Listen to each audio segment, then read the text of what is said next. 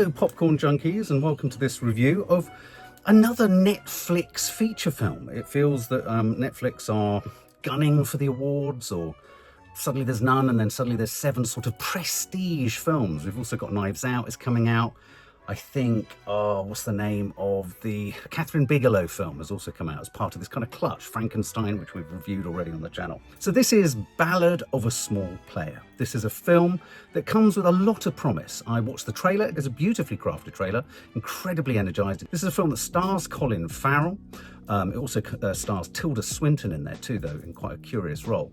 But most importantly, perhaps, it's directed by Edward Berger, who did All Quiet on the Western Front a few years ago, which rightly won every award going. It was just sensational.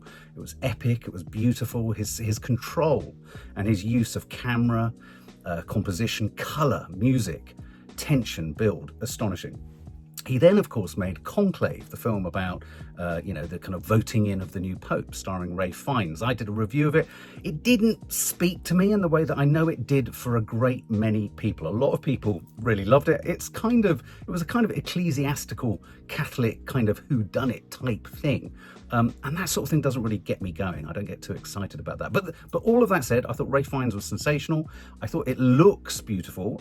He didn't get to shoot actually in the Sistine Chapel, but his recreation, the look, the use of papal kind of cloaks and all that kind of stuff. It was a stunning epic. I mean, so this is a director entirely in control of the visual medium, the visual aspect, the stylistic aspect of super widescreen, lush, rich, deep colour and composition and production design. So there's no doubt about that. And so consequently, it's nice. He's done World War I.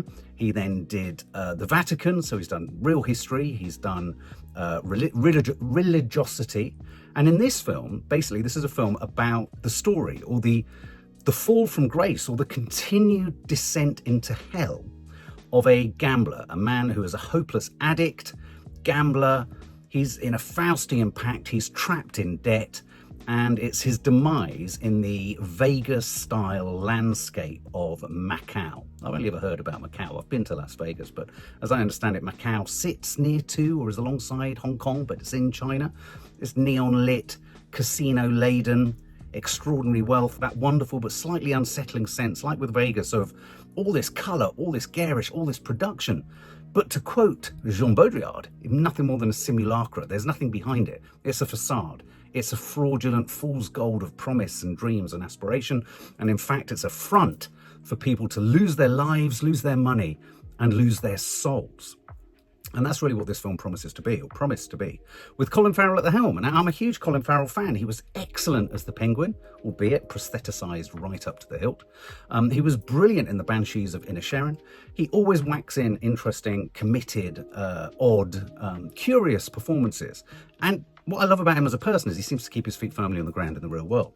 Add into that the fact that he's kind of, it's been in the press, hasn't it? His own battles with addiction, with compulsive behaviour, with rabble-rousing and all that kind of stuff. And you've got a heady mix of a kind of, a heartfelt, this is a comfortable, not comfortable, but this is an intimate zone, I'd have thought, for Colin Farrell to explore and get mucky with. So as I say, watch the trailer. We were all, as a family, sensationally excited by this. It was dark, it was neon, it was beautifully edited, rapidly edited. And what we were going to see and what we were going to see in this film was a man literally, his descent into hell via a really shiny neon-lit, reflected lit escalator down into the dungeons of Dante's Inferno. Now, let's talk about what's good about this film. From the offset, it looks absolutely beautiful. I mean, there's not a single shot, a single frame, or a single sequence or interior or location or moment that hasn't been extraordinarily considered. It's sumptuous. It's alluring. It's hallucinogenic. It's like you're lost in an artificially lit world. And there's nothing I like more than a film or footage or stuff that's shot in widescreen, but they elect to go for great big close-ups within that. Widescreen lends itself well to scene setting and beautiful vistas, but very few directors, or I find directors of photography, I've just made a film where I had to really urge the DOP to get closer, get closer, get closer. There's a real resistance or hesitancy or fear about putting that really wide angle or cinema scope camera up close to things. And just to give you a kind of little history on that, Rebel Without a Cause was one of the first films to really indulge in big close-ups using CinemaScope. It's dynamic, it's impactful, and this film does that too. He's a director, and his director of photography, James Friend, isn't afraid to have that camera right up against Colin Farrell's nose, right up against the cards that he's playing on the baize tables as he gambles away like mad. So who does he play? He plays, Colin Farrell, Lord Doyle, but basically he's a sort of Walter Mitty. This isn't really his identity. He's kind of nebulously on the run. He's escaping kind of fraud and having conned people back in the UK. And he's living this strange, empty expat existence. I leant over to Nadia, who I have to confess, the reason she's not in on this review is she kept passing out. But really, that expat thing is such an odd thing. Alcoholism, drinking, and expats. I'm not saying all expats are alcoholics, but there is a healthy connection, I think, between the two, and I'll tell you why.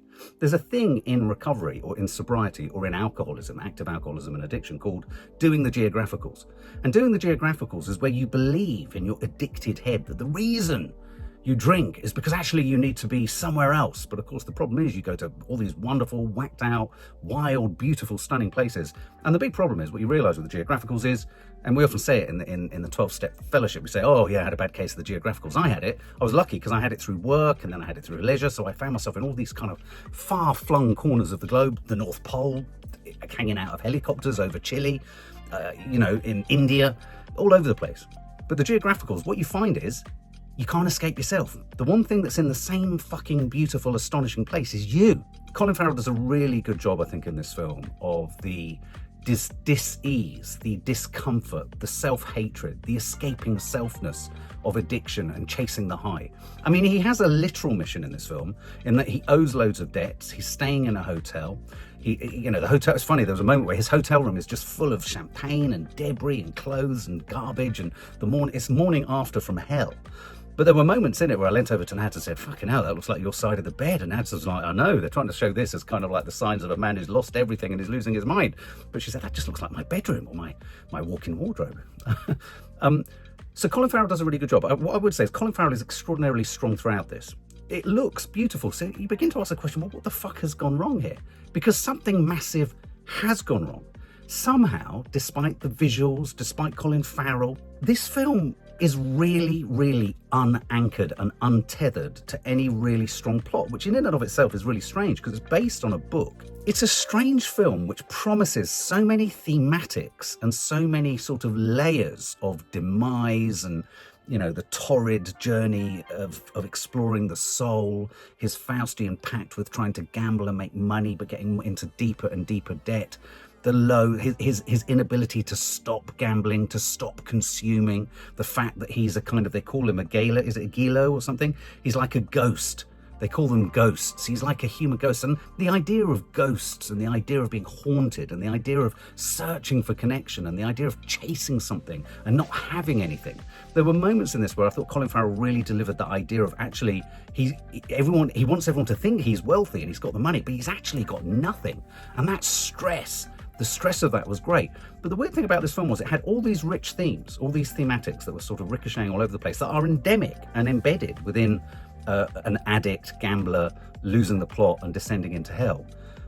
But it never really kind of sat with any of these things. It never really went deep. The plotting, the storyline felt almost really two-dimensional and too obvious for what was screaming for a more kind of, I think, impressionistic, searching, soulful journey towards this guy's end. Now, don't get me wrong, you do get a bit of that.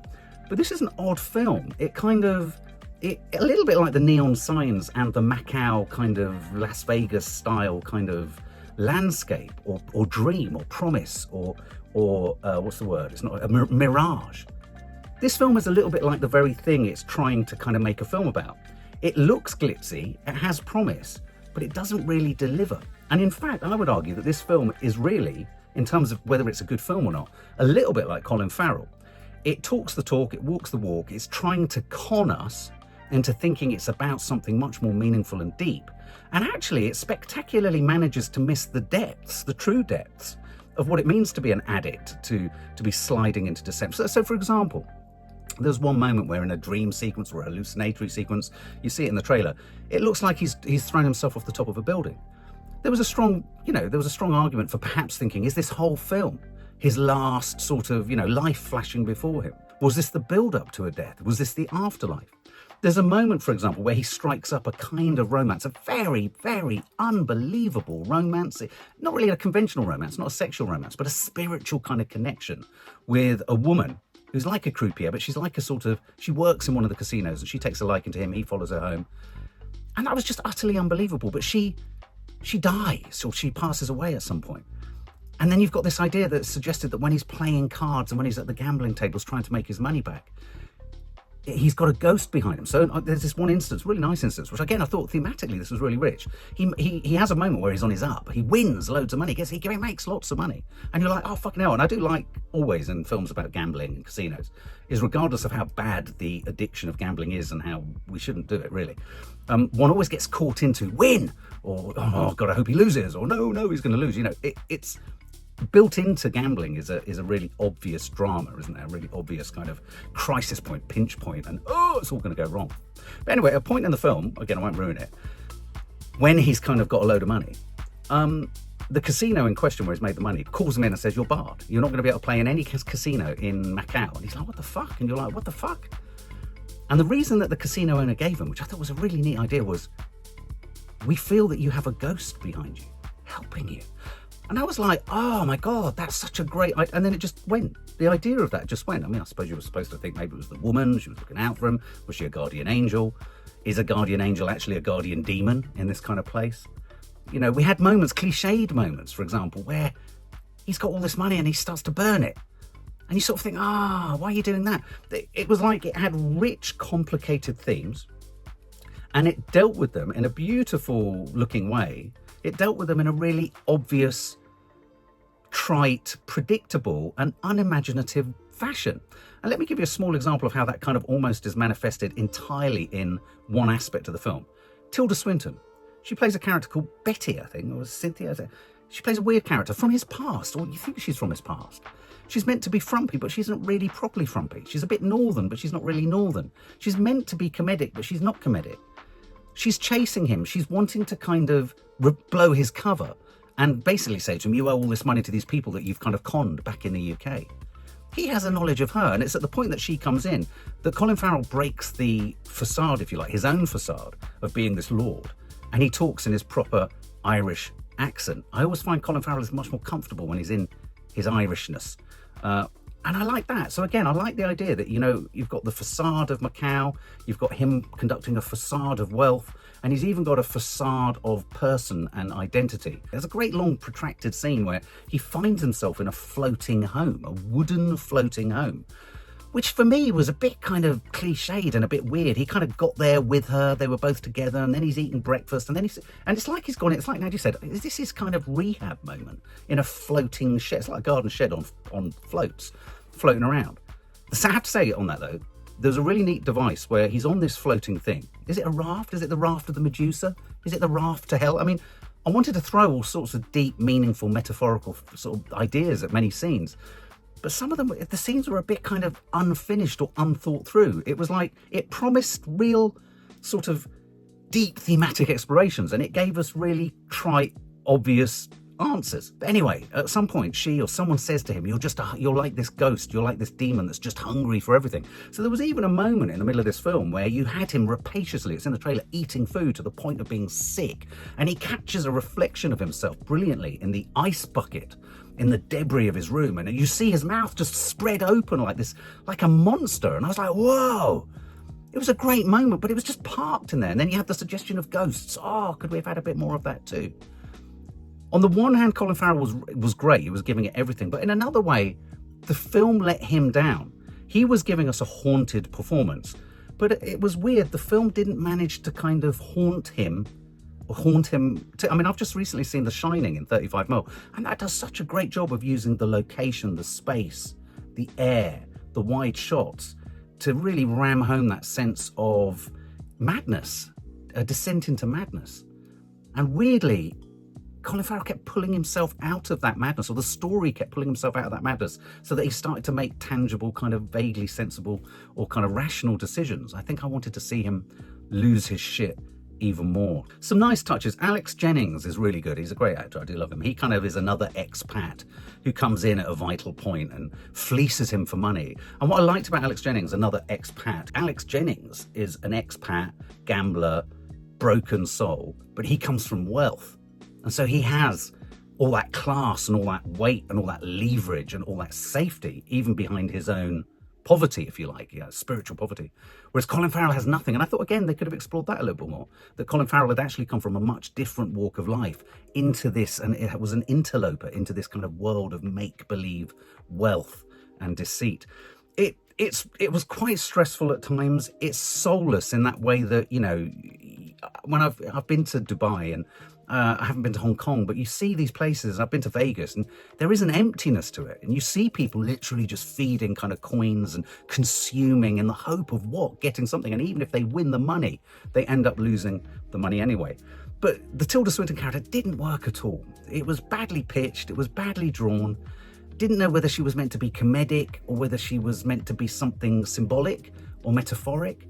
She was running after him. She kind of had a romantic moment with him. His love interest felt, or the spiritual love interest, she kind of vaporized too soon and too quickly. But we did have this thing, I sort of forgot to say it earlier, where when he was on this wooden thing with the great creaking sounds of the timber on the sea, I like the way in which in the sound design throughout the rest of this film, things and moments would happen and he would, the director would pull in that sound of the creaking wood to give you a sense that the whole film was in a sense like this shed creaking in the water. So all in all, I think it could have been good. It could have been great. Colin Farrell gives everything in it. I mean, he really does give everything. I mean, one thing this film does do, as a recovering alcoholic of nearly 21 years now, every time he came to or came round or woke up, oh my God, he so inhabited the awful, almost birth-like process you go through as you enter a hangover from total annihilation the night before or that earlier that morning. His eruption and emergence into the world from every heavy night of loss, spiritual, financial, physical, was so well drawn and so well rammed home in the closeness. It's a visceral performance. We're right up close in his face. The sounds are really, it's ASMR. I mean, Nadia did ask at one point, she said, why does he keep looking at his gloves? Why does he wear these lucky gloves? And the sound of the leather of his gloves as he would turn the card. It was never really explained why he was quite so, I mean, he'd literally fold the card up so that, and it was filmed in such big close-up. I mean, I love the shots. Even when it wasn't working, this film, the eye is forever dazzled and entertained and stimulated, much in the way that you are when you wander around Las Vegas. You're like, wow, look at that. Wow, look at that. But you kind of come out of it going, what the fuck was the point of all of that? I needed something that was a bit more, I didn't want him to have a sort of his salvation. And I didn't necessarily want him to be completely finished off. But I did want something that was a bit more raw. And it felt like in the end, this film was even too polished and too neon and too stylistic in its depiction of Colin Farrell's descent into hell. So if I was to score this, I would say it was actually a bit of a disappointment. Nadia found it really boring. She kept falling asleep. I mean, even the visuals just couldn't keep her awake. His relationship with people was a bit strained and a bit unbelievable and didn't really kind of move the story along. Tilda Swinton was surplus to requirements. Alex Jennings provided a neat counterpoint. And he's always very good, Alex Jennings. And Colin Farrell is excellent. So, all in all, though, what would I give this? I think I'd have to give this about 53 out of 100. It wasn't what I was hoping for, sadly.